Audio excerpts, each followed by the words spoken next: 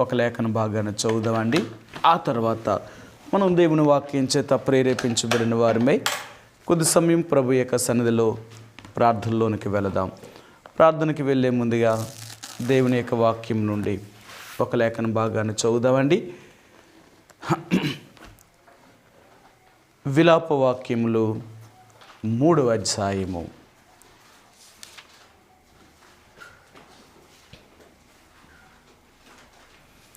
విలాప వాక్యములు 3వ అధ్యాయము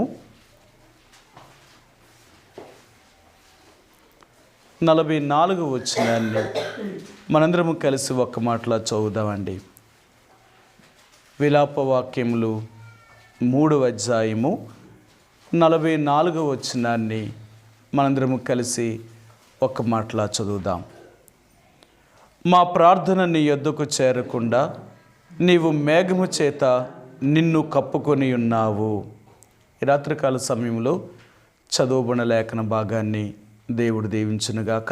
మరి ఈ సంవత్సరానికి చివరి ప్రార్థనా కూడుకులోనికి మనం వచ్చాం కాబట్టి మరి నూతనమైన సంవత్సరంలోకి మనం ప్రవేశించే ముందుగా మరి ఈ 2023వ సంవత్సరం ప్రారంభం నుండి మన జీవితంలో ఉన్న ప్రతి అద్దుబాటుని బలహీనతలను ప్రభు దగ్గర మనం సరిచేసుకున్న వారమై ప్రభు యొక్క సన్నిధిలో మరలా మన జీవితాల్ని ఒక నూతనమైన సంవత్సరంలో ప్రవేశించే ముందుగా నూతనమైన తీర్మానాలు కలిగి మరి నూతన సంవత్సరాన్ని ఎదుర్కొనేటట్లుగా ప్రభు మనల్ని సిద్ధపరచాలని ఆశపడుతున్నాడు ఆయన.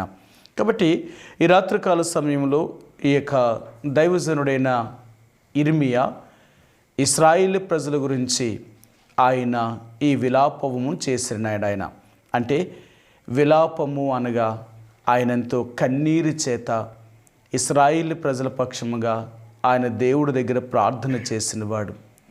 కాబట్టి ఆయన ప్రార్థన చేస్తున్నప్పుడు ఎన్నో విషయాల్ని ఈ యొక్క విలాపవాక్యంలో ఈ గ్రంథములో ఆయన ఎన్నో విషయాలు తను ఒప్పుకుంటూ తన ఇశ్రాయేలు ప్రజలు చేసిన పాపాన్ని ఒప్పుకుంటూ తను దేవుని యొక్క సన్నిధిలో ఎంతగానో విజ్ఞాపనం చేస్తూ ప్రభువా కనికరించు, మమ్మల్ని క్షమించు, మా మీద నీ దృష్టి ఉంచు, మాకు కలిగిన ఈ పరిస్థితి నుంచి మమ్మల్ని విడిపించు అని ఇర్మియా ఎంతగానో దేవుని యొక్క సన్నిధిలో అతడు మొరపెడుతూ దేవునికి ప్రార్థన చేస్తూ ఉన్న పరిస్థితుల్ని మనం ఇక్కడ చూడగలుగుతూ ఉంటామన్నమాట. కాబట్టి ఈ యొక్క ఇర్మియా గ్రంథం 3వ అధ్యాయంలో మనం చదివినట్లుగా 44వ వచనంలో మా ప్రార్థన నీ యొద్దకు చేరకుండా నీవు మేఘము చేత నిన్ను కప్పుకొని ఉన్నావు. ఇర్మియా చెప్తున్నాడు, ప్రభువా మా ప్రార్థన నీ యొద్దకు చేరకున్నట్లుగా నీవు మేఘము చేత నిన్ను కప్పుకున్నావు అంటున్నాడు ఆయన. అదేంటి? దేవుడు కరుణా సంపన్నుడు, తన ప్రజలను ప్రార్థన చేసేటప్పుడు ఆయన ఆలకించగలిగిన దేవుడు. అలాంటి దేవుడై ఉండి ఇశ్రాయేలీలు ప్రార్థన చేసినప్పుడు కానీ లేక ఇర్మియా ప్రార్థన చేసినప్పుడు కానీ దేవుడు ఆ ప్రజల విషయంలో ఏమాత్రము కూడా మరి వారి ప్రార్థనను వారి మనమును వినకున్నట్లుగా ఆయన మేఘము చేత అంటే తను కప్పుకొని వారి ప్రార్థనలు తన దగ్గరికి రాకున్నట్లుగా ఆయన ఎంతో దూరమైపోయిన పరిస్థితులు. ఎందుకు దేవుడు తన మనసును అంత కఠినం చేసుకుంటున్నాడు అంటే వారు చేసిన పాపమును బట్టే. అందుకనే దేవుడు అంటాడు, ఎన్నోసార్లు చెప్తాడు, మీరు చేసిన పాపములను బట్టే నేను మీకు దూరం అవుతానే తప్ప ఎవరికీ నేను మీకు దూరంగా ఉండే దేవుణ్ణి కాదు అంటాడు. దేవుణ్ణి దూరము చేసేదేంటి అంటే మన తప్పిదములే, మన పాపములే. అందుకనే ఇశ్రాయేలు ప్రజలు దేవుని యొక్క సన్నిధిలోనికి వచ్చినప్పుడు వారు ఆయనకు ప్రార్థన చేస్తున్నప్పుడు ఎందుకు దేవుడు వారి ప్రార్థనలు వింటలేదు? ఒకవేళ పోనీ ఇశ్రాయేలు ప్రజలు తప్పు చేశారు కదా, వాళ్ళ ప్రార్థన అంటే దేవుడు వినలేదు అనుకోండి, ఇర్మియా చేసిన ప్రార్థన ఎందుకు వినడైనా? సరే, మీకు ఆ మాట చూపిస్తాను. ఇర్మియాతో కూడా దేవుడు ఏం చెప్పాడో మీకు చూపిస్తాను. ఇర్మియా, ఈ ప్రజలు నా మాట వినలేని వారు కాబట్టి ఈ ప్రజల గురించి నువ్వు ప్రార్థన కూడా చేయొద్దు అని అంటాడు ఆయన. ఎందుకంటే నువ్వు ఒకవేళ ప్రార్థన చేసినా నేను నీ ప్రార్థనను కూడా వినను అంటున్నాడు ఆయన. ఇర్మియా గ్రంథము 7వ అధ్యాయము. ఇర్మియా గ్రంథము 7వ అధ్యాయము 16వ వచనమండి. 7:16. కాబట్టి నీవు ఈ జనము కొరకు ప్రార్థన చేయకము, వారి కొరకు మొరనైనను ప్రార్థననైనను చేయకము, నన్ను బ్రతుమాలు కొనుకుము, నేను నీ మాట వినను. చూడండి దేవుడు ఎలా చెప్తున్నాడు. ఇర్మియా, ఏ ఇశ్రాయేలు జనాంగం కొరకైతే నువ్వు ప్రార్థిస్తున్నావో, ఏ ప్రజల పక్షంగా నా దగ్గర నువ్వు విన్నపం చేస్తున్నావో, ఆ విన్నపాన్ని నేను అంగీకరించాలనుకోవట్లేదు. కారణం ఏంటో తెలుసా? ఆ ప్రజలు నన్నే దూరము చేసుకొని నాకు విరోధమైన పరిస్థితుల్లో ఉన్నప్పుడు నేనెందుకు వారికి నేను సహాయం చేయాలి? నేనెందుకు వారికి రక్షించాలి? ఆ ప్రజలు ఎంతో దుర్మార్గమైన జీవితాన్ని జీవిస్తున్నప్పుడు నేనెందుకు వారి ప్రార్థనను అంగీకరించాలి? అంత అవసరత ఏముంది? ఎందుకంటే దేవుణ్ణి మనమెంతగా తృణీకరిస్తామో ద్వేషిస్తామో అలాగే దేవుడు కూడా మనకి అంతకొనే దూరం అవుతూ ఉంటాడు ఆయన. కాబట్టి రాత్రికాల సమయంలో దేవుని యొక్క ప్రజలుగా మనం ప్రార్థనకి వెళ్ళే ముందుగా ఇశ్రాయేలు ప్రజల పక్షంగా దేవుడు ఎందుకు అంత కఠినం చేసుకున్నాడు ఆయన మనసుని? ఎందుకు దేవుడు తన్ను తానుగా దేవుడు అంతగా ఇశ్రాయేలు ప్రజల విషయంలో ఆయన ప్రార్థనను అంగీకరించకుండా తృణీకరిస్తూ వారి విషయంలో ఏమాత్రము కూడా కనికరాన్ని చూపిన పరిస్థితులు కలిగిన వాడు ఉంటున్నాడు ఆయన. కాబట్టి ఈ రాత్రికాల సమయంలో ఎందుకు దేవుడు అలాగ చేశాడు అంటే, వారి ప్రార్థనను అంగీకరించలేదు అంటే, వారు చేసిన పాపములు కూడా అలాగే ఉన్నాయి. ఇశ్రాయేలు ప్రజలు చేసిన దుర్మార్గమైన పనులను బట్టి దేవుడు వారికి ప్రార్థన కానీ లేక వారి కష్టములో కానీ వాళ్ళకి ఏమాత్రము కూడా సమీపముగా ఉండాలనుకోవట్లేదు ఆయన. కాబట్టి ఈ రాత్రికాల సమయంలో మనం రక్షించబడ్డాం. ఎన్నో సంవత్సరాల నుంచి దేవుని మందిరానికి వస్తున్నాం. ప్రతిరోజు మనం దేవుని వాక్యాన్ని చదువుతున్నాం, ప్రార్థన చేస్తున్నాం. కానీ ఈరోజు దేవుడు అంటున్నాడు, నిజంగా నువ్వు ఇన్ని చేస్తున్నప్పటికీ కూడా నాకు తగినట్లుగా నా చిత్తాన్ని నువ్వు నెరవేర్చగలుగుతున్నావా? ఎందుకంటే ఏదో మనం దేవుణ్ణి నమ్ముకున్నాం కాబట్టి దేవుని మందిరానికి రావాలి, లేక మనం మరి వాక్యాన్ని చదవాలి, ప్రార్థన చేయాలి అని ఇలాంటి ఏదో ఆచార సంబంధంగా మనం ఉండడం కాదు. కానీ అనుదినము మన జీవితాన్ని మనం చక్కపరుచుకోవలసిన వారికి ఉంటున్నాం. మనలో ఉన్న ప్రతి అద్దుబాటుని, మనలో ఉన్న దేవునికి విరోధమైన వాటిని మనం సరిచేసుకోకుండా దేవుడు మన ప్రార్థనను ఏమీ అంగీకరించేవాడు కాదు ఆయన. అందుకనే ఇప్పుడు మనం చదివిన అధ్యాయాలు అంటున్నాడు ఆయన, నేను ఇశ్రాయేలు ప్రజలు ఒకవేళ మీరు నాకు ప్రార్థన చేసిన యెహోవా నువ్వెందుకు మా ప్రార్థన వినకుండా మేఘము చేత నిన్ను కప్పుకుంటున్నావు? మేము మొరపెట్టినప్పుడు కానీ మేము ప్రార్థించినప్పుడు కానీ మా ప్రార్థన ఎందుకు నువ్వు వింటలేదు అంటే దేవుడు అంటున్నాడు, మీరు చేసిన పాపము అలాంటిది కాదా? నేను ఎందుకు వినాలి? మీరేమో నాకు విరోధమైన జీవితాన్ని జీవిస్తూ మీరు మొరపెట్టినప్పుడల్లా నేను మీ ప్రార్థన వినాలి. చూడండి వాళ్ళు ఎలాగంటున్నారు అంటే, మనం ఎలాగున్నా పర్లేదు కానీ దేవుడు మాత్రం మన ప్రార్థన వినాలి. ఒకవేళ దేవుడు మన ప్రార్థన వినలేదనుకోండి, దేవుడి మీద మనం తిరుగుబాటు చేసేవారు. నేను ఎలాగున్నా పర్లేదు కానీ నువ్వు నా ప్రార్థన అంగీకరించవలసిందే. అది ఎలా కుదురుతుంది? దేవుడు అంటున్నాడు, అలాగైతే నేను నీ మనవుని అంగీకరించను. నీ మనవుని అంగీకరించాలి అంటే, నీ ప్రార్థన నేను అంగీకరించాలి అంటే నువ్వు కూడా నేను ఏం చెప్తున్నానో అది నువ్వు చెయ్యాలా. నాకు ఇష్టమైన జీవితాన్ని లేక నేను కోరినట్లుగా నువ్వు లేకుండా నువ్వేదో నాకు చెప్తే నేనెలా నీ ప్రార్థన వింటాను? నేనెలా నీకు సహాయం చేయగలను? అందుకనే ఈ విలాప వాక్యంలో ఇశ్రాయేలు యొక్క ప్రార్థనను దేవుడు ఎందుకు అంగీకరించలేదు, లేక ఇర్మియా వారి కోసం ప్రార్థన చేసినప్పటికీ కూడా దేవుడు ఎందుకు అంగీకరించలేదు అంటే, వీళ్ళు చేసిన కొన్ని పనులు చూపిస్తాను మీకు. ఈ విలాప వాక్యములు 3వ అధ్యాయము మనం చదివిన లేఖన భాగంలోనికి వెళదామండి. విలాప వాక్యములు 3వ అధ్యాయము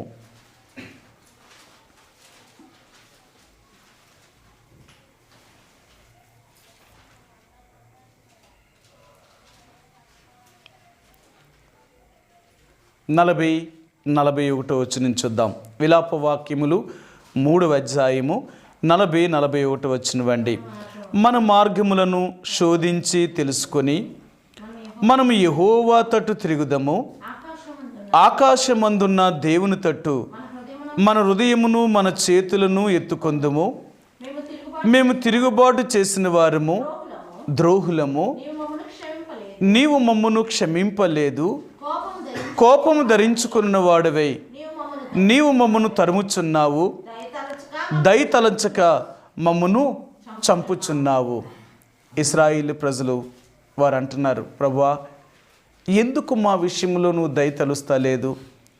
ఎందుకు నిజంగా మమ్మల్ని ఎంతగా శ్రమపరుస్తున్నావు? మా ప్రార్థనను లేక మా మొర ఎందుకు వింటలేదు? మేము నీ తోటి తిరుగుతున్నాం కదా.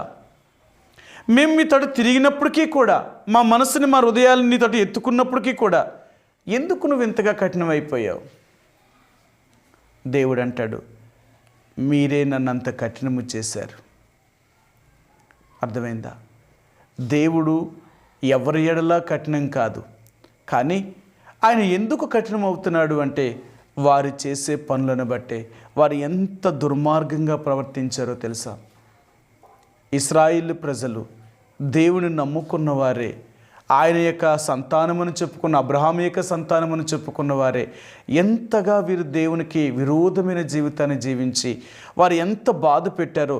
అందుకనే దేవుడు వీళ్ళందరినీ కూడా ఎంతగా వారిని బాధ పెట్టాడో ఇంకా మీరు ఈ అధ్యాయం చదివితే వాళ్ళందరినీ ఎలా చేశాడో మీకు ఇంకొక మాట చూపిస్తాను నేను. 45, 46 వచనాలండి. జనముల మధ్య మమ్మను మస్తుగాను చెత్తగాను పెట్టి ఉన్నావు. మా శత్రువులందరూ మమ్మను చూచి ఎగతాళి చేసెదరు. ఈరోజు మా బ్రతుకు ఎలాగుంది అంటే, లోకం దృష్టిలో మేము ఒక చెత్తగా, ఒక మస్తుగా మేము ఉన్నాం. రెండవదిగా మా శత్రువులు మమ్మల్ని చూసి ఎగతాళి చేసేటట్లుగా మేము తయారైపోయాం. ఎందుకు ఇలాంటి పరిస్థితులన్నీ మా జీవితంలోకి వచ్చాయి అంటే, మేము నీ మాట వినకపోవడం వల్ల. ఈరోజైనా దేవుడు అంటున్నాడు, ఆయన మన జీవితంలో మనం వెళుతున్న పరిస్థితుల్లో మనం ఏ స్థితిలో ఉన్నాం?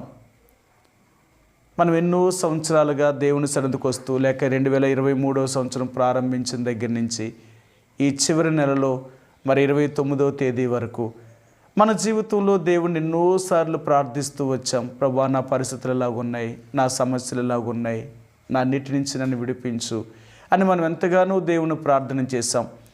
ఒకవేళ దేవుడు కొన్ని విషయాల్లో మనకు సహాయం చేస్తున్నారు, ఒకవేళ కొన్ని విషయంలో ఆయన సహాయం చేయలేదు అంటే, ఇవన్నీ దేవుడు అంటున్నాడు, అవన్నీ నీ బుద్ధిహీనతలను బట్టే, నువ్వు చేసిన పాపమును బట్టే నీకు మేలు జరగలేదేమో కానీ నేనెప్పుడూ కూడా మేలు చేయకుండా ఉండే దేవుణ్ణి కాదు. కాబట్టి ఈ రాత్రికాల సమయంలో మనం ప్రార్థనకి వెళ్ళే ముందుగా ఈ 2023వ సంవత్సరం ప్రారంభించిన దగ్గర నుంచి ఈ చివరి ప్రార్థన కూడిక వరకు ఒక్కసారి మరలా మనం పరీక్షించుకుందాం. ఎందుకు అంటే, ఆ ఇశ్రాయేలు ప్రజలు ఎంతగా దేవుణ్ణి బాధించారో నేడు మనము కూడా అనేక సార్లు మనం కూడా దేవుణ్ణి ఆ రీతిగానే బాధించాం. తిరిగి అడుగుతారు, మేము నిన్నేం బాధించాం, మేము నిన్నేని కష్టపెట్టాం, నీకు మేమేం వ్యతిరేకంగా చేశామని ఇశ్రాయేలు ప్రజలు అడుగుతూ ఉంటారు. సరే, మీకు ఆ మాట చూపిస్తాను. మలాకీ గ్రంథము. ఇశ్రాయేలీలు దేవుడి దగ్గరకు వచ్చి వారు ఏమని మాట్లాడుతున్నారు అంటే, మేము దేని విషయంలో మేము నీ మీద తిరుగుబాటు చేశాము అని అడుగుతున్నారట. 7వ వచనమండి, 3వ అధ్యాయము, మలాకీ గ్రంథము 3వ అధ్యాయము 7వ వచనం. మీ పితరుల నాటి నుండి మీరు నా కట్టడలను గైకొనక వాటిని త్రోసివేసితిరి. అయితే మీరు నా తట్టు తిరిగిన ఎడల నేను మీ తట్టు తిరుగుదునని సైన్యములకు అధిపతియగు యెహోవా సెలవీయగా, మేము దేని విషయములో తిరుగుదమని మీరందరూ. మేమేం చేసామని నీ తట్టు తిరగాల? మేమేం చేసామని సరి చేసుకోవాలా ఏంటి? అసలు మేము నీ మాట వినకపోవడం అనేది ఏంటి? ఏం చేసామని మనుషులు ఎంతగా ఇశ్రాయేలు ప్రజలు దేవునికి వ్యతిరేకంగా వారు అడుగుతున్నారు.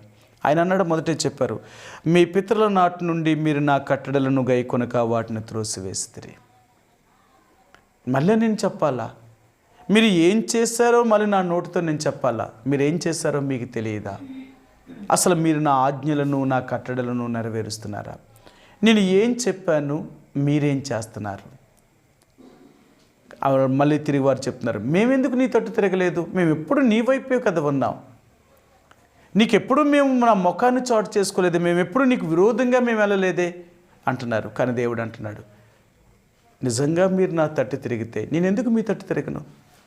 మీరు నాకు ప్రార్థన చేసినప్పుడు ఎందుకు మీ ప్రార్థన నేను విన్ను? మీరు నా దగ్గర సహాయం అడిగినప్పుడు నేను ఎందుకు మీకు సహాయం చేయలేను? నేను చెయ్యలేదు అంటే దానికి కారణం ఏంటనేది నువ్వు తెలుసుకున్నావా?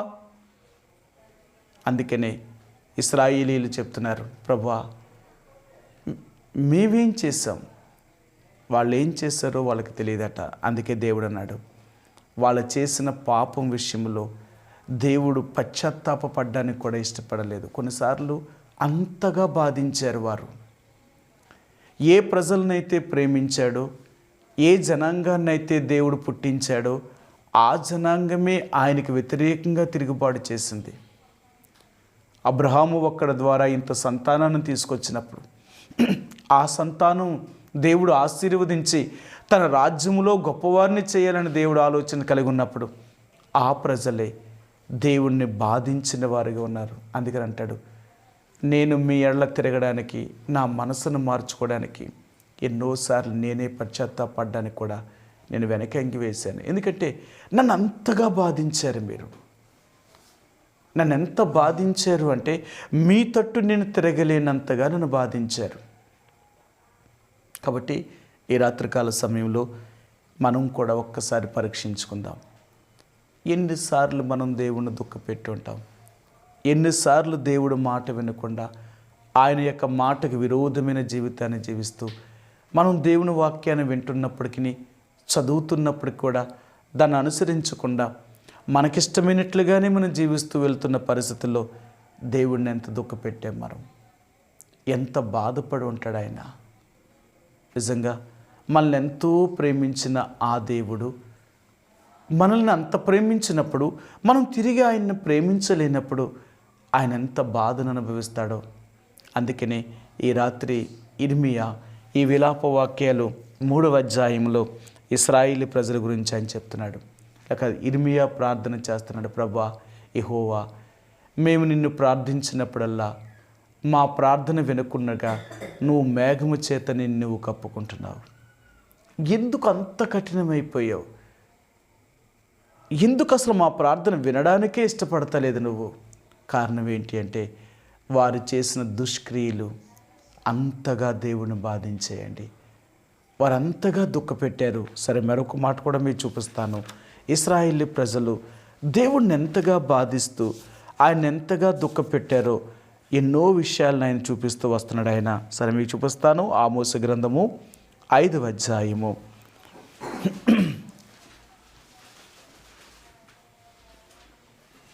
10-11 వచనాలండి. ఆమోసు గ్రంథము 5వ అధ్యాయము 10వ వచనము 11వ వచనమండి. అయితే గుమ్మములో నిలిచి బుద్ధి చెప్పు వారి మీద జనులు పగబట్టుదురు, యథార్థముగా మాట్లాడు వారిని అసహించుకొందురు. దోషని వృత్తికి రోకలు పుచ్చుకొని నీతిమంతులను బాధ పెట్టుచు గుమ్మమునకు వచ్చు బేదవారిని అన్యాయము చేయుట వలన. చూసారా, మీరెంత దుర్మార్గంగా జీవించారు అంటే ఇశ్రాయేలు ప్రజల గురించి ఆమోసు చెప్తున్నాడు. ఓ ఇశ్రాయేలులారా, మిమ్మల్ని గురించి యెహోవా ఇలాగూ వచ్చును అంగలార్ప వచ్చిన వ్యక్తి నాతో మాట్లాడాడు. నేను మీ గురించి చెప్తున్నానని ఈ 5వ అధ్యాయం మొదటి నుంచి చెప్తున్నాడు. ఎన్ని విషయాలు చెప్తున్నాడు ఆయన. ఎందుకంటే వారు నన్ను ఆశ్రయించడం మానేశారు అంటున్నాడు ఆయన. 5వ అధ్యాయము చూడండి, ఆమోసు గ్రంథము 5వ అధ్యాయము 4వ వచనం. ఇశ్రాయేలీయులతో యెహోవా సెలవిచ్చినదేమనగా, నన్ను ఆశ్రయించుడి, నన్ను ఆశ్రయించిన యెడల మీరు బ్రతుకుదురు. ఆయన చెప్తున్నాడు, నన్ను ఆశ్రయించండి, నన్ను ఆశ్రయిస్తే మీరు బ్రతుకుతారు అని దేవుడు ఎందుకు చెప్తున్నాడు అంటే వారు దేవుడిని ఆశ్రయించడమే మానేశారు, దేవుడి మీద ఆధారపడమే మానేశారు. ఏదో నామకార్థముగా వాళ్ళు పెట్టుకున్న వాటి దగ్గరికే వారు వెళ్తున్నారట. సరే, మీకు ఆ మాట చూపిస్తాను. 5వ వచనం. బేతేలును ఆశ్రయింపకుడి, గిల్గాలులో ప్రవేశింపకుడి, బేర్షెబాకు వెళ్ళకుడి, గిల్గాలు అవశ్యముగా చెరపట్టబడిపోవును, బేతేలు శూన్యమగును, యెహోవాను ఆశ్రయించుడి, అప్పుడు మీరు బ్రతుకుదురు. ఆశ్రయింపని ఎడల బేతేలులో ఎవరునూ ఆర్పివేయలేకుండా అగ్ని పడినట్లు ఆయన యోసేపు సంతతి మీద పడి దాన్ని నాశనము చేయను. ఆయన అంటున్నాడు, ఇంకెవడునూ ఆర్పలేనంతగా నేను దాన్ని నాశనం చేయాలనుకుంటున్నాను. నన్ను ఆశ్రయించండి, నా మీద ఆధారపడండి అని ఇశ్రాయేలు ప్రజలతో దేవుడు చెప్తుంటే వీరు దేవుడి మీద ఆధారపడుకున్నట్లుగా వీళ్ళకి ఆచారం ఉంది. ఏంటంట, వారు బేతేలుకి వెళ్తున్నారట, గిల్గాలుకి వెళ్తున్నారట, బేర్షెబాకి వెళ్తున్నారట. ఇంతకుముందు ఈ స్థలాలలో దేవుడు ఉండేవాడు. ఈ స్థలాలలో దేవుడు వారికి ప్రత్యక్షమవుతూ ఉండేవాడు. బేతేలు అనగా దేవుని యొక్క మందిరం యొక్క స్థలం. అది వారు దేవుడి దగ్గరికి వెళ్తున్నారు. వారు గిల్గాలుకి వెళ్తున్నారు. గిల్గాల్లో కూడా దేవుడు ప్రత్యక్షమవుతూ వచ్చేవాడు. ఆయనకి అక్కడ ఒక బలిపీఠం ఉంది. ఇశ్రాయేలు ప్రజల గిల్గాల్లో దేవుని సన్నిధిని, దేవుని చిత్తాన్ని కనుగొనే స్థలం అది.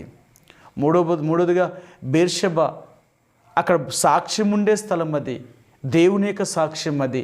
కానీ మీరు అక్కడికి వెళ్తున్నారే తప్ప, మీరు వాటిని నమ్ముకుంటున్నారే తప్ప అసలైన వాడిని నన్ను నమ్ముకోవట్లేదు.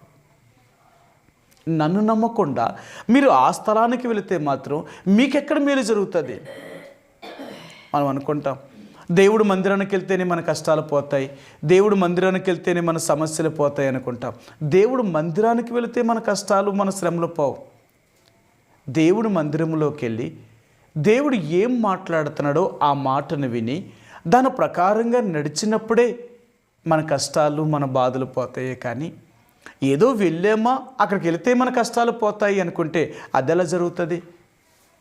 అందుకని అంటున్నాడు, మీరు బేతేలుకి వెళ్తున్నారు, బేతేలుని ఆశ్రయిస్తున్నారు, మీరు గిల్గాలకు వెళ్ళి అక్కడ నమ్ముకుంటున్నారు, మొరపెడుతున్నారు, లేక అక్కడికి వెళ్తున్నారు, లేక బేర్షెబాకు కూడా వెళ్ళారు మీరు.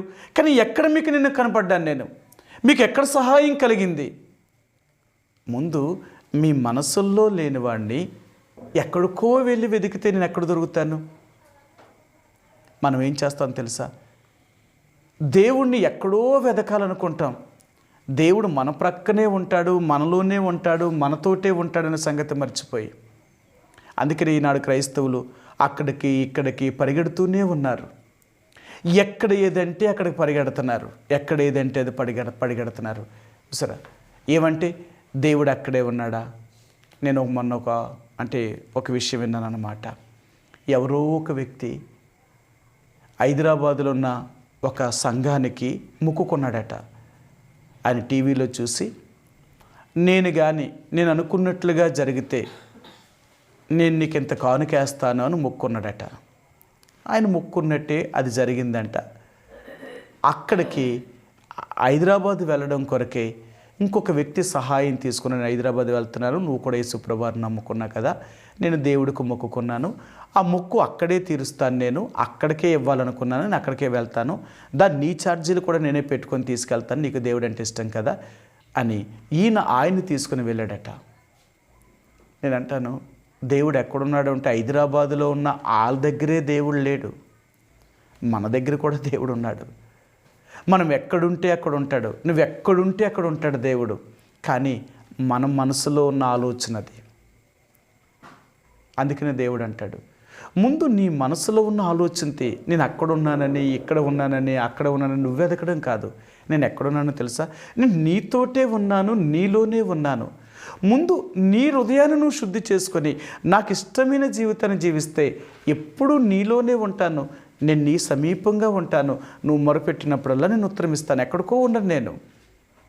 చాలాసార్లు మీరు చెప్పాం, మందిరంలో దేవుడు ఉన్నాడంటారా? దేవుడు ఎక్కడుంటాడు? గుళ్ళో ఉంటాడు, అంతేనా? మనందరం దేవుడు గుడికి ఎందుకు వస్తున్నాం? మనందరం గుళ్ళోకి ఎందుకు వస్తున్నాం చెప్పండి? దేవుడు ఎక్కడ లేడా? దేవుడు మాటలు వింటున్నాం కదా. సరే, దేవుడు గుళ్ళో ఉన్నాడా లేదా? నేను అడిగింది, మీరు మరీ తెలివైన బాబు. నేను అడిగింది ఏంటంటే, దేవుడు గుళ్ళో ఉన్నాడా లేదా?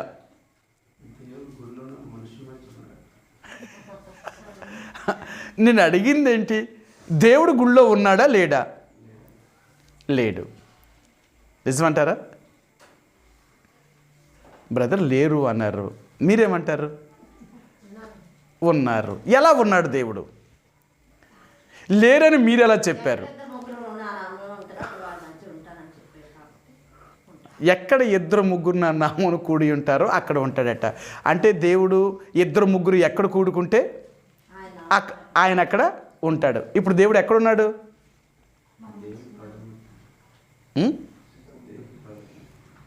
దేవుని ప్రజల మధ్య. అంటే మనలో ఉన్న దేవుణ్ణి మనం ఎక్కడికైతే వెళ్తున్నామో అక్కడ దేవుడు ఉంటాడు. ఆయన అంతే కదా. దేవుడు ఎక్కడున్నాడంటే ఇప్పుడు చెప్పారు సిస్టర్ గారు, మనలోనే ఉన్నాడు అన్నాడు. మనలో ఉన్న దేవుని ఎక్కడ తీసుకొచ్చాం? ఇప్పుడు మందిరంకి వచ్చాం. మనం ఎక్కడ కూడి ఉంటామో దేవుని సన్నిధి అక్కడ ఉంటుంది. మనం లేకపోతే దేవుడు ఎక్కడ ఉన్నాడు? అవునంటారా?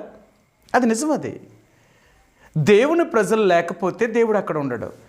దేవుని ప్రజలతోటే ఉండే దేవుడు ఆయన. అందుకే కదా సొలొమోను అంత పెద్ద మందిరాన్ని కట్టించి ఎంతో దీర్ఘ ప్రార్థన చేశాడు. ఆయన చేసినప్పుడు సొలొమోనుతో ఒక మాట అన్నాడు, సొలొమోనా, నీ ప్రార్థన నేను అంగీకరించాను. అయితే మరి నువ్వెంత చేసావు కాబట్టి ప్రార్థన, మరి నేను చెప్పాలనుకున్నది కూడా నేను చెప్పాలి కదా అన్నాడు. ఆయన చెప్పాడు కదా. ఏం చెప్పాడంటే, సొలొమోనా, నా దృష్టి నా మనసు ఈ మందిరం మీద ఎప్పుడు ఉండాలి అనుకుంటే నా ప్రజలు ఈ మందిరానికి వచ్చినప్పుడల్లా నన్ను కలిగి ఉండాలా. ఈ ప్రజల్లో నేను లేననుకోండి, ఈ ప్రజలు నన్ను తృణీకరించారనుకోండి, నా మాట వినలేదనుకోండి, అప్పుడు ఈ మందిరాన్ని విడిచిపెడేస్తాను. ఈ మందిరంతో నేను ఉండను. ఎందుకంటే నేను నన్నే వెళ్ళి విసర్జించినప్పుడు నేను ఎందుకు ఆ మందిరంలో ఉండాలా? నేను లేని చోట, అంటే నేను మీలో లేకుండా మీరు ఎక్కడికి వెళ్ళినా అక్కడ నేను మీతో ఉండను. నేను మీతో ఉంటే మీరు ఎక్కడుంటే మీ మధ్య ఉంటాను. కాబట్టి అందుకే చెప్పాడు, ఈ మందిరాన్ని నేను ఎప్పుడు వదిలేస్తాను అంటే నా ప్రజలు నా మాట వినకుండా నాకు వ్యతిరేకంగా చేసినప్పుడు ఈ మందిరం దగ్గరికి నేను రాను. నా దృష్టి నా మనసు ఇక్కడ ఉండదు. ఈ ప్రజలు ఎంత ప్రార్థన చేసినా నేను వినను. నువ్వు చెప్పావు, ప్రభా నీ దృష్టి నీ మనసు నీ యొక్క సన్నిధి ఎప్పుడు ఇక్కడే ఉండాలని నువ్వు చెప్పావు. ఎప్పుడు ఇక్కడే ఉండాలి అనుకుంటే నా ప్రజలు నన్ను అలాగే సేవిస్తే నేను ఉంటాను. నా ప్రజలు నన్ను సేవించలేనప్పుడు నేను ఎలాగ ఉండగలను మీ మధ్య? ఆ మందిరంలో నేను ఎక్కడ ఉంటాను? అది జరగని పని. నేను ఉండలేను. నేను ఉండాలి అంటే ఈ ప్రజలు నా మాట వినాలి. ఈ ప్రజలు నా మాట వినాలి. అందుకే దేవుని యొక్క ప్రజలుగా ఈరోజు దేవుడు అంటున్నాడు, మన ప్రార్థనలో దేవుడు అంగీకరించాలి అంటే ముందు మనలో దేవుడు ఉండాలా. అందుకనే మనం ప్రార్థన చేసేటప్పుడు చాలాసార్లు మీ ఇంటి దగ్గర ఎలా ప్రార్థన చేస్తారు? మీరందరూ మీ ఇంటి దగ్గర ప్రార్థన చేస్తారా లేదా? మీ వ్యక్తిగత ప్రార్థన చేస్తారు. మీ వ్యక్తిగత ప్రార్థన చేసినప్పుడు ఎలా చేస్తారు? మీరు బయటికి వినబడేలా చేస్తారా, వినబడకుండా చేస్తారా? వినబడకుండా చేస్తారు. మీ వ్యక్తిగతంగా మీరు ప్రార్థన చేసుకున్నప్పుడు బయటికి వినబడకుండా మీరు ప్రార్థన చేస్తున్నారు.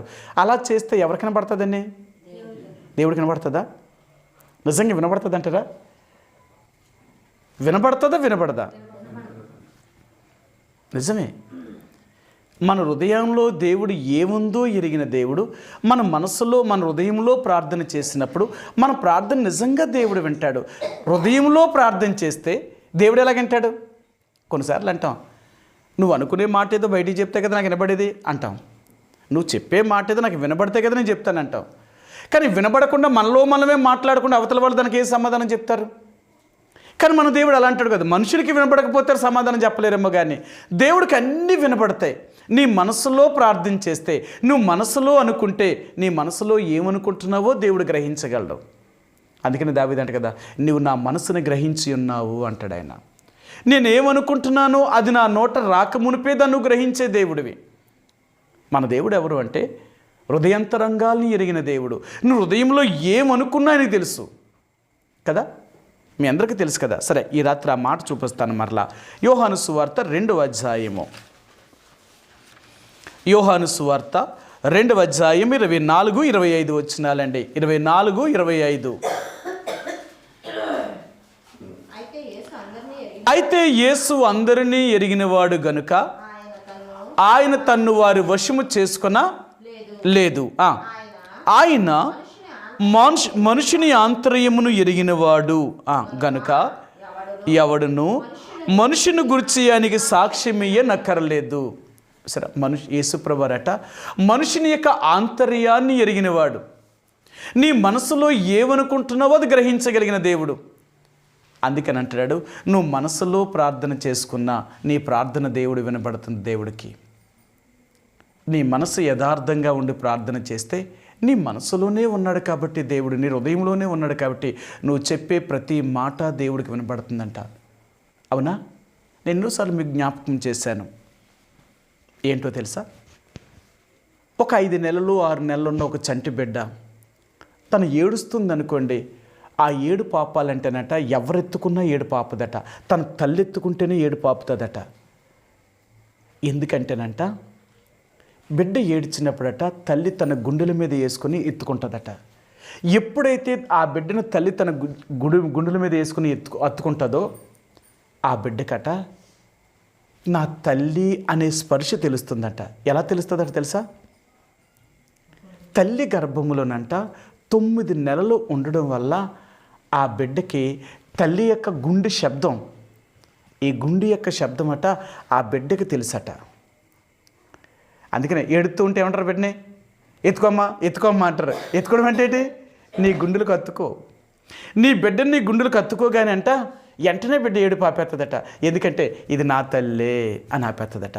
ఎలాగ ఆపుతుంది అంటే, ఎందుకు ఆపుతుంది అంటేనంట తన తల్లి యొక్క గుండె శబ్దం 9 నెలలు ఆ పిండము ఆ బిడ్డ తయారైనప్పుడు 9 నెలలు తన తల్లి యొక్క శబ్దం ఆ బిడ్డకి బాగా స్పర్శ అన్నమాట. అందుకనే తన తల్లి ఎత్తుకోగానే ఎంత ఏడ్చి బిడ్డైనా సరే ఆగిపోద్ది అన్నమాట.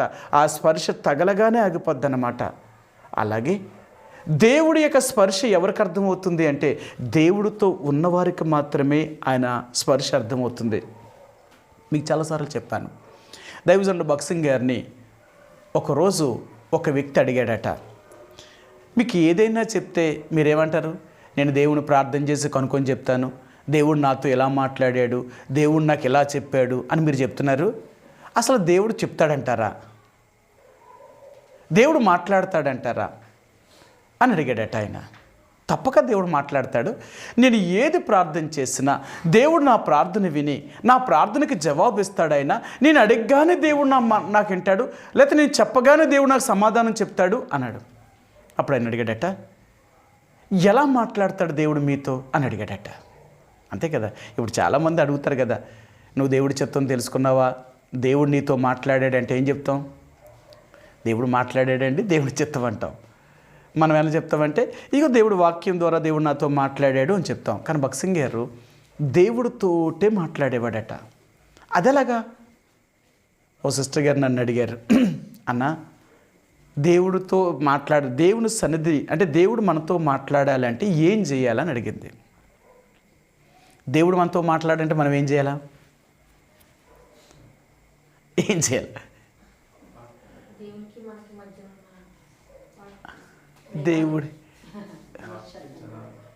దేవుడు మనతో ఇప్పుడు మనం దేవుడికి ప్రార్థన చేస్తున్నాం కదా, మనం చాలాసార్లు దేవుడికి మన సమస్యలన్నీ దేవుడితో చెప్పుకుంటాం. దేవుడు విన్నాడు. ఇప్పుడు దేవుడి దగ్గర నుంచి మనకేం రావాలా? ఎలాగొస్తుంది అని మనం అంటున్నాం. కానీ భక్సింగ్ గారు అంటున్నారు అలా కాదు, దేవుడే నాతో మాట్లాడేవాడు అంటున్నారు. మీరు ఆయన పుస్తకాలు ఎక్కువ చదవండి. దేవుడు నాతో ఎలా మాట్లాడాడు, దేవుడు నన్ను ఎలా చేయమన్నాడు. ఆయనతో ఉన్న వాళ్ళందరూ కూడా నన్ను చాలాసార్లు చెప్పేవారు, దేవుడు నాకు ఇలాగ చేయమన్నాడు, దేవుడు నాకు ఇదే చేయమన్నాడు, దేవుడు నాకు ఇలా మాట్లాడేవాడు అని భక్సింగ్ గారు ఎన్నోసార్లు ఆయన ప్రతి మీటింగ్లో ఒకసారి ఆయన చెప్పారనమాట. భక్సింగ్ గారు అందరిలాగా వాక్యం చెప్పలేదట. అందరూ వాక్యం ఎలా చెప్తారో తెలుసట. భక్సింగ్ గారు అంటే ఆయన వాక్యం ఎలా చెప్పేవారంటే బయట వాళ్ళు ఎలా అంటే ఇప్పుడున్న దేవుని ప్రజలు అలా చెప్పేవారు. అప్పుడు ఆయన చెప్పాడు, దేవుడు ఎలా చెప్పాడంట, దేవుడు ఎలా చెప్పాడంట, మనం అలాగ ఉండాలంట, ఇలాగ ఉండాలంట అని చెప్తాం మనం. కానీ భక్సింగ్ గారు అలా చెప్పలేదట. దేవుడు నాతో ఇలా మాట్లాడాడు, దేవుడు నాకు ఇలా చెప్పాడు, దేవుడు నన్ను ఇలా చేయమన్నాడు అంటే ఇప్పుడు ఏం చేస్తున్నాడు ఆయన? ప్రాక్టికల్గా దేవుడు చెప్పినవన్నీ వింటున్నాడు ఆయన. ఇలా చెప్పాడు నాకు అంటే దేవుడు స్వరాన్ని ఆయన వింటున్నాడు అనమాట. ఆయన ఏం చెప్పినా చేసేవాడట. అసలు దేవుని స్వరం ఎలా వింటారు అని అడిగింది. అప్పుడు సిస్టర్ గారితో చెప్పాను, సిస్టర్ గారు మీరు ప్రార్థన చేసిన తర్వాత మౌనంగా దేవుడితో గడపండి అని. మౌన ధ్యానం అంటాం కదా. మౌన ధ్యానం అంటే నువ్వు ఏమీ ప్రార్థన చేయకుండా మౌనంగా దేవుడి దగ్గర కనిపెట్టు. భక్సింగ్ గారు తన మౌన ధ్యానము అనేది ఏంటంటే ఎంతో సమయం అంట ఆయన దేవుని చిత్తం కనుగోవడం కొరకు ఆయన దేవుడి దగ్గరే కనిపెట్టేవాడట. ఏమీ మాట్లాడేవాడు కాదట. ఎంతసేపైనా తను అడిగింది దేవుడు తన సమాధానం వచ్చేదాకా అలాగే మోకాళ్ళ మీద దేవుడి దగ్గరే కనిపెట్టేవాడట. ఎప్పుడైతే ఈ మౌన ధ్యానంలో ఉన్నాడో ఆయనకి అప్పుడు దేవుని యొక్క ఆత్మవశుడిగా చేయబడేవాడట. అప్పుడు దేవుని యొక్క సన్నిధి తన చుట్టూ ఆవరించి దైవ సన్నిధి ఆయనతో మాట్లాడేదన్నమాట. ప్రభు తన ప్రక్కన నిలిచి లేక తన దగ్గరికి వచ్చి తనతో మాట్లాడినట్టుగానే ఒక మనిషి మాట్లాడినట్టుగా మాట్లాడేవాడట. అందుకని బైబిల్ గ్రంథాలు అంటాడు మోషేతో దేవుడు ఎలా మాట్లాడేట, ముఖాముఖిగా మాట్లాడేట. ఒక మనిషితో అంటే దేవుడు ఎలా మాట్లాడతాడో ఒక మనిషితో మాట్లాడినట్లుగా మోషేతో మాట్లాడేవాడట దేవుడు. ముఖాముఖిగా అంటే దేవుడు ఎలా ఉండేవాడు, మోషే ఎలాగుంటే దేవుడు తను ఎదుర్కొంటుండేవాడు, ముఖాముఖిగా మాట్లాడేవాడు. అలాగే భక్సింగ్ గారి యొక్క జీవితంలో దేవుడితో అలా మాట్లాడేవాడట. అలా మాట్లాడాలి అంటే ఆయన ఎంత సమయం కనిపెట్టేవాడట. నేను అన్నాను ఒక 4 రోజుల తర్వాత మళ్ళీ సిస్టర్ గారు నాకేం చెప్పారంటే, అన్న గంట సేపు నేను మౌనంగా ఉన్నాను కానీ నాకేమీ వినబడలేదు అన్నది. మీరు అన్నట్టే నేను గంట సేపు ఉన్నాను. అమ్మ ఈ గంట సేపు నిజంగా నువ్వు ఏ ఆలోచన లేకుండా ఏ తలంపులు నీలో రాకుండా ప్రశాంతంగా నువ్వు ఉన్నావంటే కళ్ళు మూసుకుంటే అన్నీ గుర్తుకొచ్చేస్తున్నాయన్న అన్నది. మీరు చూడండి, మౌన ధ్యానంగా మీరు ఏమీ ప్రార్థన చేయకుండా మౌనంగా ఉంటే అస్సలు మీరు ఉండలేరు. అస్సలు మీరు ప్రయత్నం చేయండి. మీరు మౌనంగా ఏమీ ప్రార్థన చేయకుండా దేవుడి దగ్గర కనిపెట్టండి. మీ బుర్ర ఎలా పారిపోద్దో తెలుసా? ఎన్ని ఆలోచనలు వస్తాయో ఎక్కడ లేని అన్నీ మనకు గుర్తొచ్చేస్తూ ఉంటాయి. ఇక మనం మౌనంగా ఉన్నామంటే మనకు మనశ్శాంతి ఉండదు. సాతాను ఏం చేస్తాడు తెలుసా? దేవుడి దగ్గర కనిపెట్టకుండా నీ మనసుని కలవరపరుస్తాడనమాట. ఒకవేళ నీ మనసు ప్రశాంతంగా ఉండిపోయావనుకో అప్పుడే ఎవరో వచ్చి తలుపు పడతారు. అప్పుడు ఎప్పుడు రారు. ఇదేట్రా ప్రార్థన చేసుకుందామంటే చాలు మూల తలుపు పడతారు. అంటే ఏంటంటే నువ్వు దేవుడి దగ్గర కనిపెట్టడం దానికి ఇష్టం ఉండదు. నువ్వు దేవుడితో సన్నిహితం అవుతున్నావు అనుకో వాడికి దూరం అయిపోతూ ఉంటావు. వాడికి దూరం అవ్వడం అది ఇష్టం లేదు. కాబట్టి నువ్వు మౌనంగా ఉన్నావు అంటే అసలు నీకేమి దేవుడు మాట్లాడినవదు. అది ఎన్ని సమస్యలు తీసుకొస్తుందో, నువ్వు పని చేయవలసిన గుర్తు తీసుకొస్తాయి, నీ గతాన్ని గుర్తు చేసుకొస్తూ ఉంటుంది, ఎవరో వచ్చి నేను పిలుస్తున్నట్టు పెడుతూ ఉంటుంది, ఏదో సమస్య నీకు వస్తుంది. ఇవన్నిటినీ నువ్వు జయించుకుంటూ వెళ్ళాలా. అన్నిటినీ జయించగలిగితే అప్పుడు ప్రశాంతంలోనికి వెళ్తామంట. మనకు తెలుసు కదా, సముద్రములోకి ఓడలు నడిపే ఈ బోట్ నడిపే వాళ్ళందరూ కూడా కెరటాలని ఎదుర్కోవాలట. కెరటాలన్నీ ఎక్కడున్నాయి? ఒడ్డునే ఉంటాయి కెరటాలన్నీ. ఒక కిలోమీటర్ 2 కిలోమీటర్న్నర లోపల ఉంటాయన్నమాట.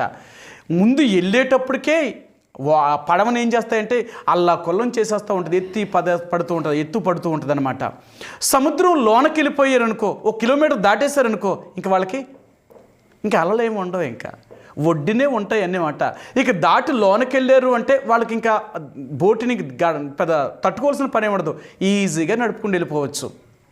అలాగే మొట్టమొదట మనం కూడా ప్రభువు దగ్గర కనిపెట్టేటప్పుడు ఇలాంటి వాటిని అన్నిటినీ అధిగమించాలా. దైవజనుడు భక్సింగ్ గారు ఆయనతో చెప్పాడు, నిజంగా దేవుడు నాతో మాట్లాడతాడు అంటే ఆయన ఎలా మాట్లాడతాడు మీతో అన్నాడు. నేను మౌనంగా ఉన్నప్పుడల్లా దేవుడు నాతో మాట్లాడతాడు. అసలు అది మీకు ఎలా తెలుస్తుంది అని అడిగాడు. ఎలా తెలుస్తుంది అన్నాడు.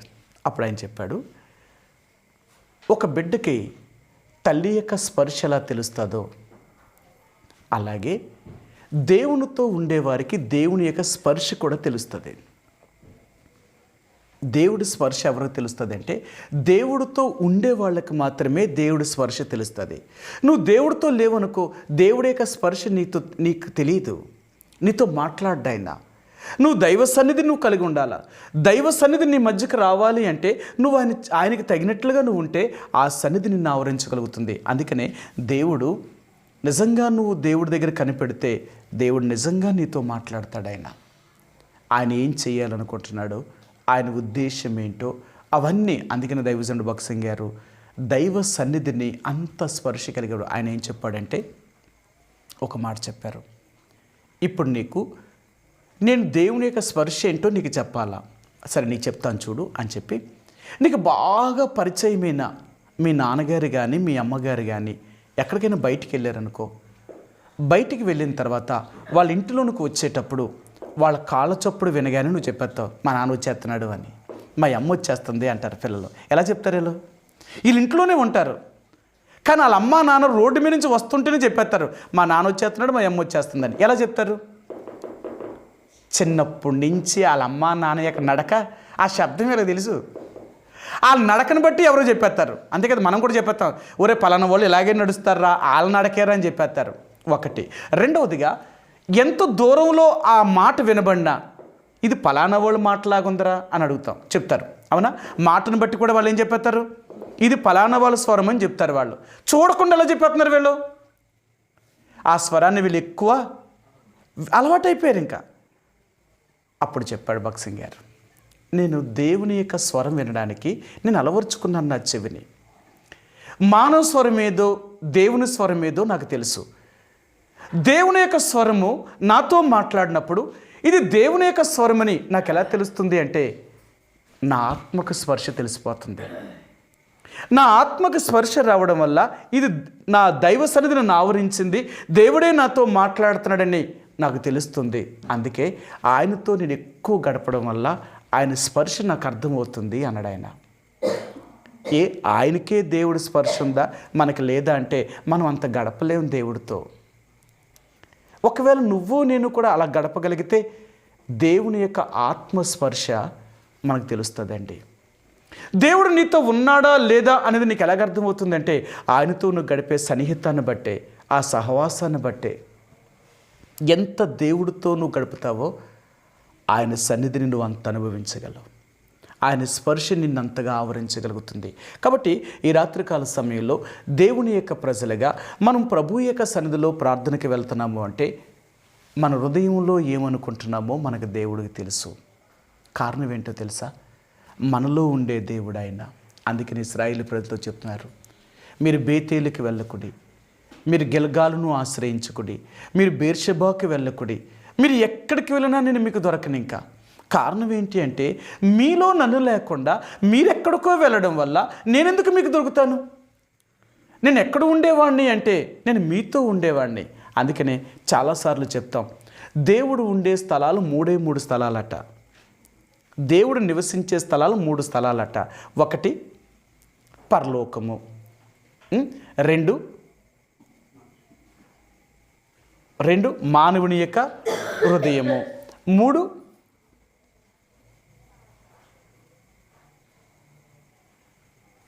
దేవుడు నివసించే స్థలాలు,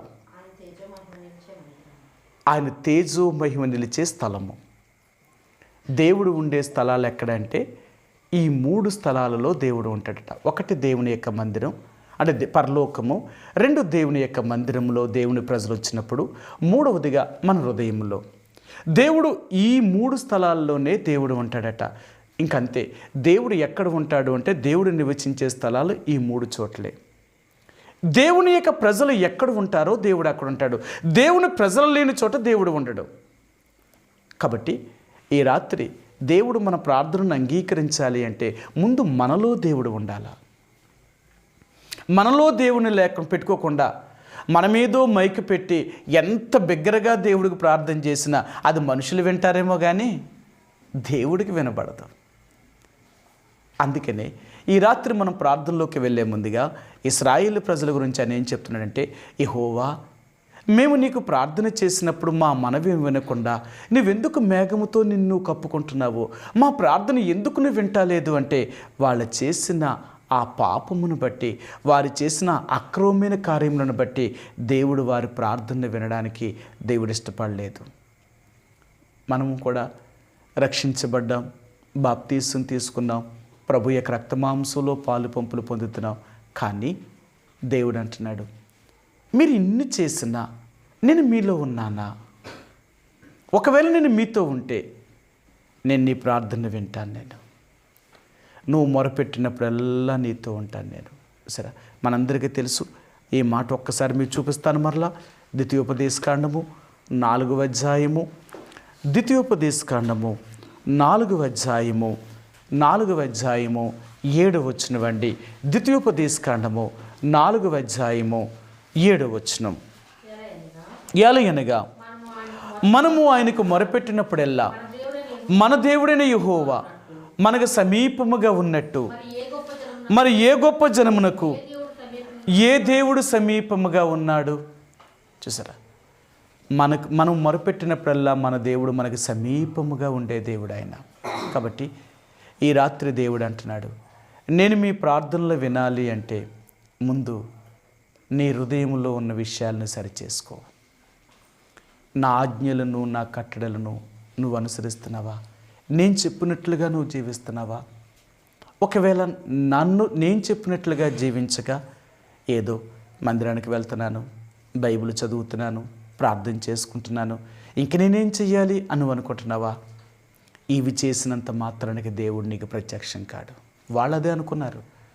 వాళ్ళకి ఆచారం ఏంటి అంటే, వాళ్ళు బేతేలుకి వెళ్ళడం వాళ్ళకి ఆచారం, వారు గిల్గాలులో దేవుని చిత్తం తెలుసుకోవడం వాళ్ళకి ఆచారం, వారు బేర్షెబాలోకి వెళ్ళడం వాళ్ళకి ఆచారం. అది ఇశ్రాయేలు ప్రజలు దేవుడు ఎక్కడున్నాడు అంటే ఆ స్థలాలకు వెళ్ళేవారు వాళ్ళు. కానీ దేవుడు అన్నాడు, అక్కడికి వెళితే నేను ఎందుకు దొరుకుతాను మీకు? ముందు మీలో ఉండే దేవుణ్ణి. మీలో ఉంటే మీరు నన్ను ఎక్కడికి వెళ్ళినా చూడగలరు. నేను మీలో లేకుండా మీరు నన్ను ఎక్కడ చూడగలరు? అంతే కదా. ఈ లోకంలో ఒక మాట చెప్తారు, దేవుడు అనేవాడు ఎక్కడున్నాడట? ఇందందున ఎందులో వెతికినా నువ్వు దేవుడు కనపడతాడట. దేవుడు ఎక్కడున్నాడట? ఇందందునే కాదట, ఎక్కడ వెతికితే అందులో కనపడతాడట. అవును కదా, అవును కదా. ఈ లోకం ఏం చెప్తుందంటే, అందుకనే కదా దేవుడిని ఎక్కడ చూస్తున్నారు వీళ్ళు? ఎక్కడ చూసినా దేవుడు వాళ్ళకి కనపడుతున్నాడు. ఏ రూపంలో చూసినా దేవుడే కనపడుతున్నాడు వాళ్ళకి. చూడండి, ఇప్పుడు ఈ రోజున మానవుడిని దేవుడిని ఎలా ఏ రూపంలో చూసినా అదే దేవుడు అంటున్నాడు. అవునా? మరి ఎందుకు వాళ్ళకి అలా కనపడుతున్నాడు అంటారు దేవుడు? ఇప్పుడు దేవుణ్ణి వాళ్ళు ఇందందునే కదా, ఎందులో వెతికినా దేవుడు కనపడుతున్నాడట. చూడండి, ఎందులో వెతికినా దేవుడు కనపడుతున్నాడట. వాళ్ళకి ఎందులో కనపడినా దేవుడు కనపడుతున్నాడు. వాళ్ళు దేంతో చూస్తున్నారు? మనసుతో చూస్తున్నారా, కళ్ళతో చూస్తున్నారా? వాళ్ళు మనసుతో చూస్తున్నారా, కళ్ళతో చూస్తున్నారా? కళ్ళతో చూస్తే అది చెట్టే, అది రాయే. కానీ వాళ్ళు ఎలా చూస్తున్నారు? కళ్ళతో చూస్తలేదు, మనసుతో చూస్తున్నారు. అందుకని ఆ మనసుతో చూడడం వాళ్ళకి ఏం కనపడుతుంది? వాళ్ళకి దేవుడే కనపడుతున్నాడు. వాళ్ళకి అలా చూసేది కళ్ళతో చూస్తలేదు, మనసుతో చూస్తున్నారు. అందుకని కదా మనసులో ఏదనుకుంటే అదే దేవుడు అండి అంటున్నారు. వాళ్ళు ఏమన్నారు అంటారు లేదా? మనసులో దేవుడు ఉంటే నీకు దేవుడు ఎలాగనుకుంటే అలాగే. అందుకనే దేవుడిని మనసులో ఎలాగనుకున్నారు? వాళ్ళు ఎన్ని రూపాలనైనా చేసుకున్నారు. వాళ్ళు ఏ రూపం అనుకుంటే రూపంలో దేవుడిని చేశారు. అంతేనా? ఈరోజు మనం దేవుడు మనసుతో చూడాలా, కళ్ళతో చూడాలా? నిజంగా ఇప్పుడు దేవుని మనం ఎక్కడ చూడాలా? కళ్ళతో చూడాలా, మనసులో చూడాలా? మనసుతో చూస్తే మన దేవుణ్ణి నీకు అర్థమవుతుంది. నువ్వు మనసుతో చూడకుండా కళ్ళతో చూస్తే నీకు అర్థం కాదు. అందుకనే క్రైస్తవ జీవితం అనేది ఆచారము కాదు, తీరి చేసుకుంటూ పోవడం కాదు.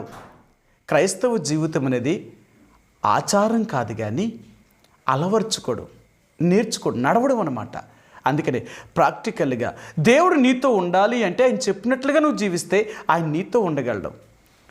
అందుకనే మాటలు చెప్పడం వేరు, చేయడం వేరు. క్రైస్తవ జీవితం అనేది మాటలు చెప్పేది కాదు, అది చేతుల్లో చూపించేది.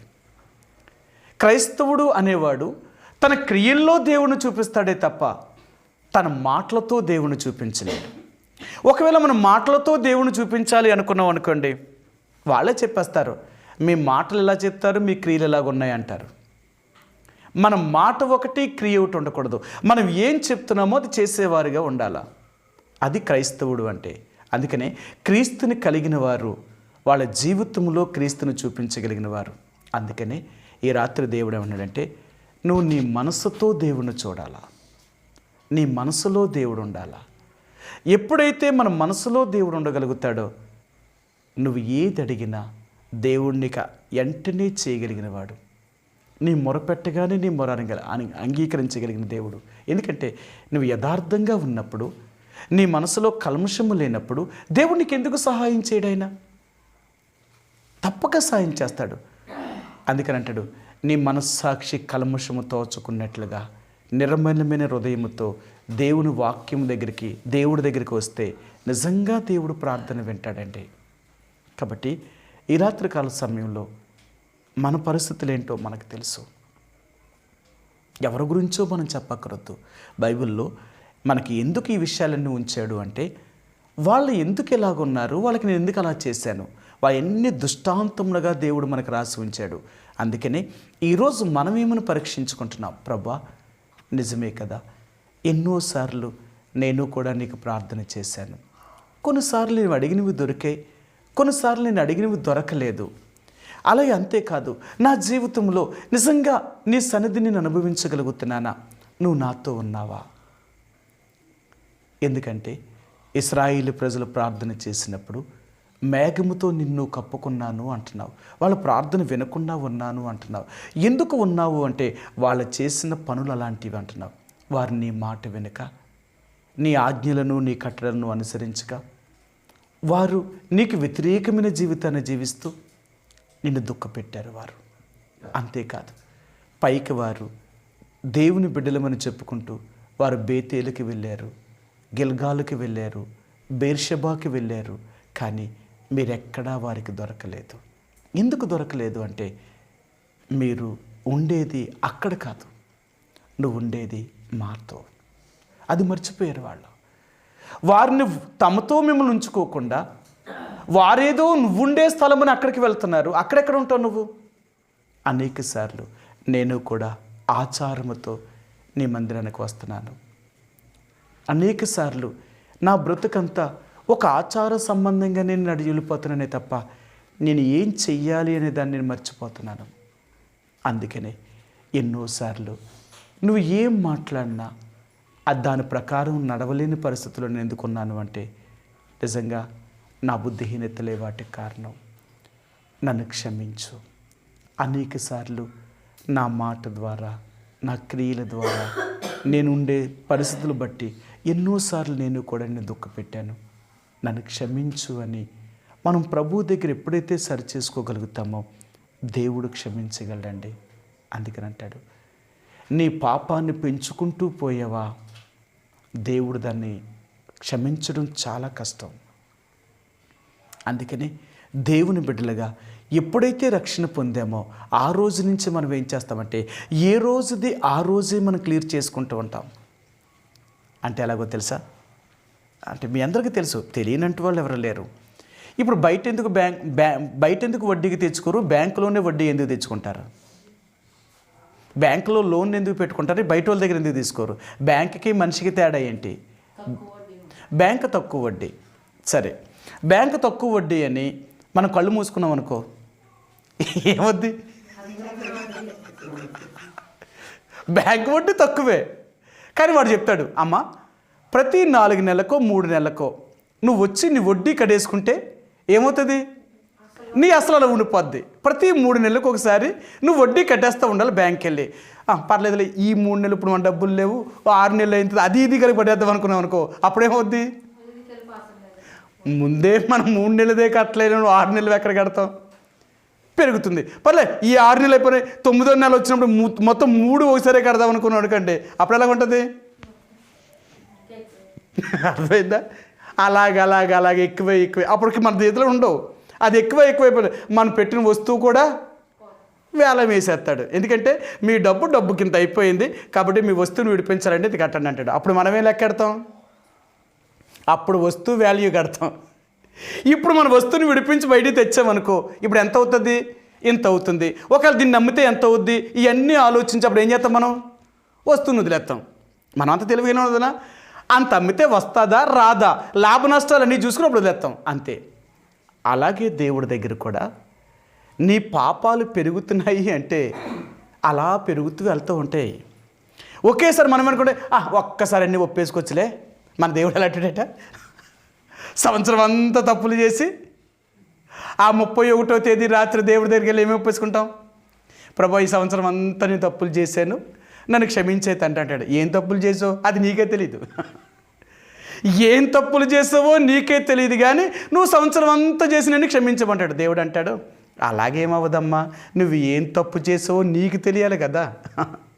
అందుకని ప్రతిరోజు మనం ఏమంటాను, ప్రభువా ఈరోజు నేను ప్రారంభించిన దగ్గర నుంచి ఈరోజు ముగించేంతవరకు ఇదిగో పలానా చోట నేను ఇలా చేశాను, లేకపోతే మన అంతరాత్మ చెప్పేస్తుంటుంది మనం ఏం చేసామనేది. ఇలా చేశాను ప్రభువా నన్ను క్షమించు. ఏ రోజుది ఆ రోజే నువ్వు సరి చేసుకున్నావు అనుకో, నీ పాపపు మూట పెరగదు, శుద్ధీకరించబడతావు. లేదు అన్నీ ఒకసారి ఒప్పుకుందామని చేసుకుని వెళ్ళిపోతున్నావు అనుకో, అది తరగదు. ఇంకా నీ మీద బరువు పెరుగుతూనే ఉంటుంది తప్ప తరగదు. అందుకని అంటాడు దేవుడు అని అంటాడో తెలుసా, మనకంటే చాలా జ్ఞానండి ఆయన. మనమికే ఇంత తెలివితేటలు ఉంటే మన దేవుడికి ఇంకెంత తెలివితేటలు. ఆయన తెలివి లేనివాడు ఏం కాదు. అందుకని బైబిల్ గ్రంథాలు అంటాడు మన దేవుడు అనంత జ్ఞాని అంట. ఆయనకి జ్ఞానమునకు మితి లేదట, అంత జ్ఞానం కలిగిన వాడు. మానవుడిగా పుట్టి మనకే ఇంత జ్ఞానం ఉంటే ఆయన మానవుడిని చేసిన దేవుడు ఆయనకి ఇంకెంత జ్ఞానం. అందుకే దేవుడు అంటాడు నువ్వు ఏ తప్పునైతే ఒప్పుకుంటున్నావో ఆ తప్పుని ఖచ్చితంగా అది నీకు తెలిసే ఉండాలా. మేము హాస్టల్లో చదివేటప్పుడు, హాస్టల్లో ఉండేటప్పుడు కొన్నిసార్లు తప్పులు చేసేవాళ్ళం. కుర్రోళ్ళం కదా, ఉండేవాళ్ళం. వార్డెన్ గారు మాతో అప్పాజీ పత్రం రాయించేవాడు. ఎలా రాయించేవాడు తెలుసా, ఎంతమంది అయితే వార్డెన్ గారి మీద తిరుగుబాటు చేసామో ఆయన ఏమనేవాడంటే వెళ్ళి మీ అమ్మా నాన్న తీసిరండి, అప్పుడు దాకా మీకు హాస్టల్లో భోజనం పెట్టను అనేవాడు. ఇప్పుడు అమ్మా నాన్న దగ్గరికి వెళ్తే మీరు ఏం చేశారా వార్డెన్ గారికి ఎంత కోపం వచ్చారు ఆడనాడు అనేస్తారు. ఇంక మా అమ్మా నాన్న దగ్గర కాదు, ఇప్పుడు వార్డెన్ గారి దగ్గరికి వెళ్ళిపోను. సార్ తప్పు అయిపోయిందండి, ఏదో పొరపాటు అయిపోయింది, కంగారులో అయితే అది ఇలా మీద అనేసాం, మమ్మల్ని క్షమించండి అంటే, ఈ తప్పుని నేను క్షమించాలంటే మీరు కాగితం పూర్వకంగా రాతపూర్వకంగా రాసామనేవాడు. ఆయన అనేవాడు ఈసారి కుదిరేయండి సార్, వచ్చేసరికి ఎప్పుడైనా సార్ రాత ఈసారికే మీరు రాయండి అనేవాడు. ఆయన ఎన్నిసార్లు, ఒక్కసారి 2 సార్లు, 3వసారి అప్పాజీ పత్రం వస్తే నా హాస్టల్ నుంచి బయటికి ఎండించేవాడు. ఎందుకో తెలుసా, ఇంకా హాస్టల్లో ఉండిచ్చేవాడు కాదు. వాడు ఏం చేసేవాడు, ఇంకా హాస్టల్లో లేకపోతే ఇటు ఎక్కడ చదువుతాడు, ఈడు స్కూల్ మానేసి ఇంటికి పోవాలా, ఇంటికి పోతే టీసీ ఆడికి ఇచ్చేసేవారు. అలా చేసేవారు అనమాట. రాత మాట కాదు, నీ క్రియల్లో ఉండాలా. కానీ రాత రాయడు. అయ్యా మేము తప్పు చేసాము, మమ్మల్ని క్షమించండి, గోడ దూకి ఇలాగ మీ మీద వెళ్ళకూడని చోటుకి వెళ్ళాం, మమ్మల్ని క్షమించండి. ఆయన నోడు ఒరే ఎలా రాశారేట్రా, ఎలా కాదు నేను చెప్తాను రాయండి అనేవాడు. మీరు ఏం చేశారో అది నేను చెప్తాను రాయండి అనేవాడు. ఆయన చెప్పినట్టు రాస్తేనే ఒప్పుకునేవాడు. అంతే కదా, తప్పేమో ఆయనకు వ్యతిరేకంగా చేసి మన మీద నేను తప్పు చేసింటే ఏం తప్పు చేసావో తెలియాలి కదా, అంతేనా? మరి ఎలాగ ఆయనే చేస్తే మరి దేవుడు ఏమంటాడు, నేను తప్పును తండ్రి, నేను ఇలా తప్పు చేసావు. ఏం తప్పు చేసావు నీకు తెలియాలి కదా. ఏం తప్పు చేసావో నీకు తెలిస్తే రెండోసారి తప్పుని నువ్వు చెయ్యవు. నీకే తెలియకపోతే ఇంక నువ్వే చేస్తావు. అందుకనే దేవుడి దగ్గర ప్రతిరోజు మన జీవితాలు ఎందుకు సరి చేసుకుంటామో తెలుసా, నేను చేసింది మరలా ఒక రోజు అయిపోతే, మరలా ఒక వారం అయిపోతే, ఎక్కడ మర్చిపోతే ప్రభువు నన్ను ఏమడుగుతాడు, అర్థమైందా? అందుకని దేవుని యొక్క బిడ్డలుగా ఏ రోజుది ఆ రోజే మనం భరించడానికి ఇష్టపడతాం. ప్రభువా నేను ఈరోజు ఎలాగ ఉన్నాను, ఇదిగో నా అంతరాత్మ నా మీద చెప్తుంది, నన్ను క్షమించు. దేవుడు అంటాడు నువ్వు చేసిన తప్పుకి దేవుడు దాన్ని పరిహాసం చేస్తాడు. ఏదో ఒక రీతిగా దాన్ని శిక్ష పెట్టో, లేకపోతే ఏదో ఒక నష్టం పెట్టో, ఏదో ఒక శ్రమ పెట్టి దాన్ని పరిహాసం చేస్తాడు. ఏ రోజునైతే మనం అలా శుద్ధీకరణలోకి వెళ్ళిపోతూ ఉంటామో తేలికవుతుంది అన్నమాట. అంతే తప్ప ఇది ఒక్కసారి నువ్వు చెయ్యాలి అనుకుంటే ఇది జరగదు. నేను అంటే మీకు ఒక మాట చెప్పి ముగించేస్తాను. మన అందరూ ఎలాంటి వాళ్ళు తెలుసా, 15 రోజులకు ఒకసారి బట్టలు ఉతుకుకోవాలి. మనందరూ రోజు ఉతుకుతుంటే ఎలాగుంటుంది, వాళ్ళంతా నిప్పులు ఉంటాయి. అందుకని మనం అందరం ఏం చేస్తామంటే వారానికి ఒకసారి లేదా 15 రోజులకు ఒకసారి బట్టలు ఉతుకుతాం. మీరు ఎప్పుడైనా చూడండి, ఈరోజు ఇప్పిన బట్టలు రేపు ఉతకాలనుకో ఎంత కష్టపడాలా, చాలా తక్కువ. ఈరోజు నీ ఇప్పిన బట్టల్ని 15 రోజుల తర్వాత మళ్ళీ నువ్వు ఉతకాలనుకున్నావు అనుకో, అప్పుడేమవుద్ది, సులభమా కష్టమా? ఎందుకు కష్టం? మీరు ఒకరోజే కదా వేసుకొని తీసేశారు. మరి ఒకరోజు వేసుకొని తీసేసింది 15 రోజుల తర్వాత మీరు ఉతికితే మీకెందుకు కష్టం అవుద్ది? ఆ మురికి బట్టకు బాగా పట్టేసి ఉండిపోద్ది అనమాట. అందుకని చూడండి, మీరు ఎప్పుడైనా సరే మాసిపోయిన బట్టలని ఒక 15 రోజులు వాడకుండా మీరు అలాగే అంటే తగిలించి చూడండి, ఎక్కడైనా నల్లటి మచ్చలు వచ్చేస్తాయి, దాని మీద డాగులు వచ్చేస్తాయి. కారణం ఏంటో తెలుసా? మన ఒంట్లో ఉన్న ఆ చెమట దానికి పట్టి ఆ డాగుల కింద ఏర్పడిపోద్ది అనమాట. కొన్ని బట్టలు ఇంక ఉతుకునా పోతే ఎంత సరపేసినా ఇంకా అందుకనే ఎప్పుడు ఉతికేసుకుంటే ఆ బట్టలు ఏమవ్వు, త్వరగా పాడవు. అర్థమైందా? త్వరగా పాడవు. అందుకనే ఒకప్పుడు సాకలకేసే బట్టలు ఎందుకు పోయేవి, మనం ఉతుక్కున్న బట్టలు ఎందుకే నిలబడేవి అంటే, మనం సాకలకు అప్పుడు ఎలాగేసేవాళ్ళం బట్టలు? నెలకొక వాయిదో, నెలకు 2 వాయిదాలు. వాళ్ళు ఎలా పెడతారు బట్టలని? ఉడకబెట్టి బ్లీచింగ్ వేసి సర్ఫ్ వేసి మరి నెల రోజుల తర్వాత వచ్చిన బట్టలు అంటే ఎలా పెట్టడా? అందుకనే సాకలకేసే బట్టలేవి కూడా 1 సంవత్సరం కంటే ఎక్కువ ఉండవు. ఎందుకంటే కలర్లు పోవడం, వాళ్ళు ఉతికే దాన్ని బట్టి చేయడం వల్ల బట్టలు ఏమైపోతాయి, త్వరగా పాడైపోతాయి. అదే మనం ఉతుక్కున్నాం అనుకో, ఎన్ని సంవత్సరాలైనా మా బట్టలు అలాగే ఉంటాయి. అర్థమైందా? మనం ఉతుక్కున్న బట్టలు అయితే 5 సంవత్సరాలు 6 సంవత్సరాలని నీ బట్టలు ఏం పాడవు. కారణం ఏంటో తెలుసా? అది నువ్వు జాగ్రత్తగా ఉతుక్కుంటావు. అలాగే మన పాపాన్ని కూడా పెంచుకోవద్దు. ఎప్పటికప్పుడు మనం క్లియర్ చేసుకున్నాం ఆ దేవుడితో, అప్పటికప్పుడు శుద్ధీకరణలోకి వెళ్ళిపోతూ ఉంటాం. అందుకనే దేవుడికి మనకు దూరం కాకముందే దేవుడి దగ్గరే మనం పరిస్థితులన్నీ సరి చేసుకోవాలి. ఇశ్రాయేలు ప్రజలు దేవుడు తమకు దూరమైన తర్వాత వెతుకుతున్నారు వీళ్ళు. అందుకనే దేవుడు వాళ్ళకి ఇంకా దగ్గర కావడానికి కూడా ఇష్టపడలేదు. దేవుడు చెప్పేశాడు, నన్నింత బాధ పెట్టారు కాబట్టి ఆర్పజాలనంత శిక్షణ మీ మీదకి పంపిస్తాను, తప్పక మీరు ఆ శిక్ష అనుభవించవలసిందే. కాబట్టి దేవుని యొక్క బిడ్డలుగా ఈ రాత్రికాల సమయంలో మనం ప్రార్థనకి వెళ్ళే ముందుగా మన బలహీనతలు ఏంటో మనకు తెలుసు. ఈ 2023వ సంవత్సరం ప్రారంభించిన దగ్గర నుంచి ఇప్పటి వరకు మనం ఎలాగున్నాం, మనం ఏం చేస్తున్నాం, మనం ఎలా జీవిస్తున్నాం, దేవుడు మన ప్రార్థన వింటున్నాడా, దైవ సన్నిధిని మనం గుర్తిస్తున్నామా, దేవుని యొక్క ఆజ్ఞను ఆయన మాటలు వింటూ ఆయన మాటల ప్రకారం నడుస్తున్నామా, ఒకవేళ లేక ఆచారంగానే దేవుడి యొక్క మందిరానికి వచ్చి వెళ్తున్నామా, ఒకవేళ వెళ్ళడం వల్ల దేవుడు మనకెక్కడ ప్రత్యక్షమవుతాడు ఆయన. కాబట్టి మన అద్దుబాటుల్ని మన బలహీనతల్ని సరి చేసుకొని ప్రభు యొక్క సన్నిధిలో కొద్ది సమయం ప్రార్థనలోనికి వెళదాం. ప్రార్థనకి వెళ్ళే ముందుగా ఈ రాత్రి మరి ప్రార్థన చేయండి. సార్వత్రికంగా ఉన్న దేవుని యొక్క ప్రజలు, సార్వత్రిక సంఘంలో ఉన్న దేవుని యొక్క ప్రజలు, మన రాష్ట్రంలో, మన దేశంలో, ప్రపంచ దేశాలు లేకున్నప్పటికీ ఎవరైతే కష్టంలో, దుఃఖంలో, బాధలో, ఇబ్బందుల్లో, అనారోగ్యంతో, ఆర్థికమైన సమస్యలతో, ఆకలి దప్పులతో బాధపడుతున్నారో వారికి దేవుడు తగిన సహాయాన్ని వారికి అనుగ్రహించి వారికి ఉన్న సమస్యల నుంచి విడుదల చేసేలాగా ప్రార్థన చేయండి. అలాగే విశ్వాస కుటుంబంలో రక్షణ లేని వారికి రక్షణ, మరి అలాగే సంతానం లేని వారికి సంతానము, ఎవరైతే సహోదరులు సుఖప్రసవం ఎదురు చూస్తున్నారో దేవుడు వారికి సుఖప్రసవాన్ని దయచేసేలాగా, అలాగే మరి దేవుని యొక్క ప్రజలు ఎవరైతే మరి వివాహములకు ఎవరిని బిడ్డలు ఎదురు చూస్తున్నారో వారికి వివాహములు జరుగుట్లోను, ఉద్యోగములు ఎదురు చూస్తున్న వారికి ఉద్యోగములు దొరుకుట్లోను, చదువుతున్న వారికి కావాల్సిన జ్ఞానమును, తెలివిని, జ్ఞాపకశక్తిని దేవుడు అనుగ్రహించేలాగా ప్రార్థన చేయండి. అలాగే మరి వృద్ధాప్యులు ఉన్న వారికి కూడా దేవుడు పునరుద్ధాన శక్తిని దయచేసేలాగా, మన రాష్ట్రంలో, మన దేశంలో, ప్రపంచ దేశాల్లో ఎన్నో కోట్ల మంది రక్షణ లేని వారు ఉంటున్నారు. వారి రక్షణ కొరకు ప్రార్థన చేయండి. ప్రపంచ దేశాల్లోనూ మన దేశంలో నమ్మకంగా సేవను చేస్తున్న దైవ సేవకుల కొరకు ప్రార్థన చేయండి.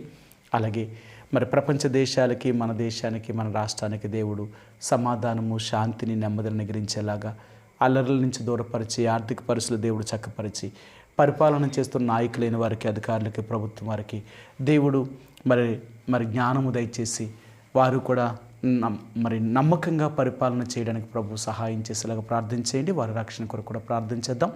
అలాగే తిరిగి ప్రపంచ దేశాల్లో, మన దేశంలో దేవుని నమ్ముకున్న దేవుని ప్రజలను, దేవుని ఎరగిన అన్యజనులైన వారు మరి దేవుని బాధిస్తూ, అంటే దేవుని ప్రజలను బాధిస్తూ ఎంతో హింస పెడుతున్నారు. అనేక మందిని సరసాలలో వేశారు, మందిరాలు పడగొట్టారు, అనేక మందిని చంపారు, అనేక మందిని గాయపరుస్తున్నారు. కాబట్టి ఆ దేవుణ్ణి ఎరగిన వారు ఎవరైతే ఇలాంటి పరిస్థితులు చేస్తున్నారో మన దేశంలో బీజేపీ వారితో కలిసి పనిచేస్తున్న వారి కొరకు కూడా ప్రార్థించండి. ప్రభా, వారు తెలియక విశ్వాసం వల్ల నిన్ను ఎరుగక వారు ఇలా చేస్తున్నారు, వారి కండ్లను తెరవండి, నువ్వు నిజమైన దేవుడు అని తెలుసుకోవడానికి సహాయం దయచేయమని, అలాగే వారి చేతిలో బాధించబడుతున్న దేవుని ప్రజలకు కావాల్సిన భద్రతను కూడా దేవుడు దయచేసేలాగా ప్రార్థన చేయండి. అలాగే హైదరాబాద్లోని బ్రోన్ కొరకు ప్రార్థన చేయండి. 31వ తేదీ పరిచర్య కొరకే, మరి వాచ్నడి సర్వీస్ కొరకు 1వ తేదీ పరిచర్య కొరకు మన భారతదేశం అంతటా 29 రాష్ట్రాల్లో మన పరిచర్య, దేవుని యొక్క పరిచర్య జరుగుతుంది. ఈ 4 గంటల యొక్క పని ఎక్కడెక్కడైతే పంపబడుతున్నారో వారి మధ్య నిలబడే దైవ సేవకులైన వారిని కూడా దేవుడు అభిషేకించి వాడుకునేలాగా ప్రార్థన చేయండి. దేవునికి నా మహిమార్థంగా జరిగేలాగా ప్రార్థన చేయండి. అలాగే తిరిగి మరి నర్సిపూడి, రామచంద్రాపురం, వనపర్తి, గంగళూరు పాకలు, కాపవరం, వెలుపల్లి, కృష్ణాపురం, రాఘవాపురం, కాకినాడ, సామర్లకోట, పెద్దాపురం ప్రాంతంలోను, అలాగే విజయనగరంలో డేవిడ్ మార్టిన్ గారి కొరకు వారితో పనిచేస్తున్న వారి కొరకు ప్రార్థన చేయండి. అలాగే లంకిలపాలెంలో జోనాథన్ మార్టిన్ గారు వారి కొరకు ప్రార్థన చేయండి. మందిర నిర్మాణంలో ఉంది, వారికి కూడా ప్రభు సహాయం చేసేలాగా. అలాగే తిరిగి కొండపల్లి, రాజవొమ్మంగి, ఏలేశ్వరం ఉన్న విశ్వాసుల కొరకు ప్రార్థన చేయండి. వాచినడి సర్వీస్ వారు కూడా యెహోవా ప్రార్థన మందిరంలో కూడుకుంటున్నారు. అక్కడ నిలబడే వారిని కూడా దేవుడు అభిషేకించి వాడుకునేలాగా, దేవుని యొక్క మందిరానికి దేవుని ప్రజలు సకాలంలో రావడానికి, అలాగే ఆదివారం పరిచర్య కొరకు కూడా ప్రార్థన చేయండి. తిరిగి నర్సీపట్ల ఉన్న విశ్వాసుల కొరకు 31వ తేదీ రాత్రి 1వ తేదీ జరిగించవలసిన పరిచర్య కొరకు ప్రార్థన చేయండి. అనేకమైన నూతన ఆత్మలు దేవుని యొక్క మందిరానికి రాగలుగుట్లో దేవుని ప్రజలు ఆత్మీయమైన దైవ సన్నిధిని అనుభవించేలాగా వర్తమానాలను దేవుడు దయచేసేలాగా ప్రార్థన చేయండి. అలాగే మరి కావలసిన ప్రతి అవసరతను కూడా దేవుడు తీర్చేలాగా ప్రార్థన చేయండి. అలాగే మీ వ్యక్తిగతంగాను, మీ కుటుంబంగాను ఉన్న మీ సమస్యల కొరకు ప్రార్థించండి. మన రాష్ట్రంలో, మన దేశంలో, ప్రపంచ దేశాల్లో ఎంతోమంది అనారోగ్యంతో ఉన్న రోగులు హాస్పిటల్లో ఉంటున్నారు. వారి యొక్క స్వస్థత కొరకు కూడా ప్రార్థించండి. ఆ రీతిగా కొద్ది సమయం దేవుని యొక్క పరిచర్య కొరకు, దేవుని యొక్క ప్రజల కొరకు, మన వ్యక్తిగత సమస్యల కొరకు ప్రభు యొక్క సన్నిధిలో ప్రార్థనలో గడుపుదామండి.